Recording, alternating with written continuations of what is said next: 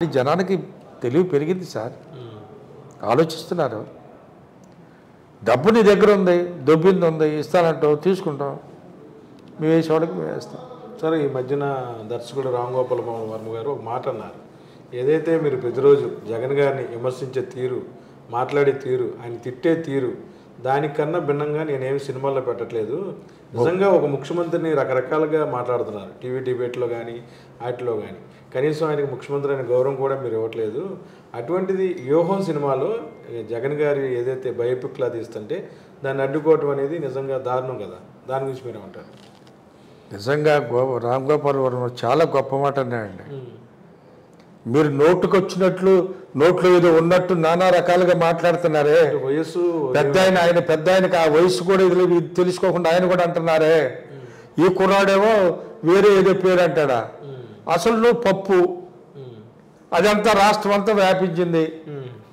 ఆ దెబ్బతో నువ్వు ఇదైపోయి నువ్వేదో చేద్దామని చూస్తున్నావు. డబ్బు ఉంది, మీ నాయన డబ్బు ఎత్తున్నాడు, తిరుగుతున్నావు, దొబ్బిన డబ్బు ఉంది, పంచండి. అంత మాత్రం చేత నువ్వు నీ నోటుకొచ్చినట్టు మాట్లాడితే టైం ఉంది. నోటుకొచ్చి మాట్లాడిన నాయకులందరూ ఏమయ్యారో టైం ఉంది. ఇదే బహిరంగంగా కనుక్కునేది కాదుగా. ప్రజలే సమాధానం చెప్తారా? డెఫినెట్గా చెప్తారండి. ప్రజలు మనం అనుకుంటున్నాం ఇంట్లో టీవీలు పెట్టేటప్పుడు వాళ్ళ ఇళ్లలో అనే మాటలు మీరు ఇంటలా. చిచ్చి ఏంటి మాటలు?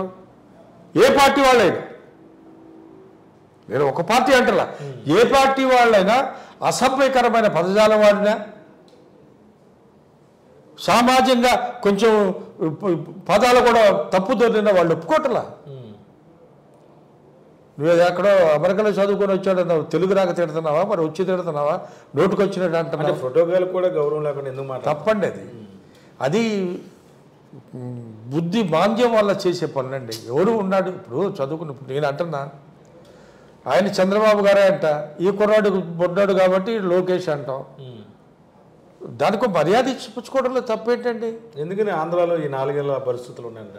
ఎందుకంటే అదేంటి, ఒక విధమైన మనుషుల్లో ఉక్రోషం వచ్చేసిందండి. జగన్ గారు ఆయన్ని చూసి తట్టుకోలేకపోతున్నారు. అసూయ.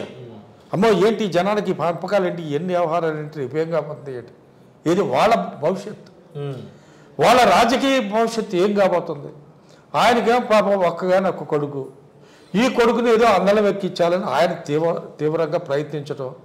ఈ పిచ్చోడేమో ఈయన ఎక్కలేక కింద పడతా ఉంటాడు. ఈయన దత్తపుత్రుడా? అసలు దత్తపుత్రుడేమో ఆయన ఏదో మాట్లాడతాడు. ఆయన కూడా కొంచెం షాక్ అయినట్టుంది. ఈ మధ్య కొంచెం మారింది. మీరు అబ్జర్వ్ చేశారో లేదో, పోగట్లా కొంచెం మారింది. ఆవేశం, జుట్టు పైకి ఇవన్నీ మారినాయి. ఎవరో చెప్పుంటారు, దగ్గర చెప్తానంటాడు. ఎవరు చెప్పిన ఎండ అబ్బాయి వాళ్ళ అమ్మగారు వాళ్ళ బ్రదరే చెప్పుంటారు, రే అది బాగాలేదు, కొంచెం తగ్గించాడు, అందుకని తగ్గించాడు అనుకుంటా అబ్బాయి. అట్లా జనాలు పిచ్చి అండి, తప్పండి అది. ఒక చదువుకున్న వ్యక్తిగా, ఒక సంఘంలో, ఒక సమాజంలో ఒక విలువ ఉన్న వ్యక్తిగా, ఒక ఆర్టిస్ట్, ఒక స్టార్వి, పబ్లిక్లో యాజ్ అన్ ఆర్టిస్ట్గా నీకు మంచి ఇమేజ్ ఉంది, అది కాపాడుకో. మొత్తమే కూడా మంగళగిరిలో ఫైనల్గా వైసీపీ జెండా ఎగరబోతుంది. డెఫినెట్ సార్, అంతే, డెఫినెట్గా ఎగురుతుంది. దాంట్లో ఇంకో రెండో ఆలోచన లేదు.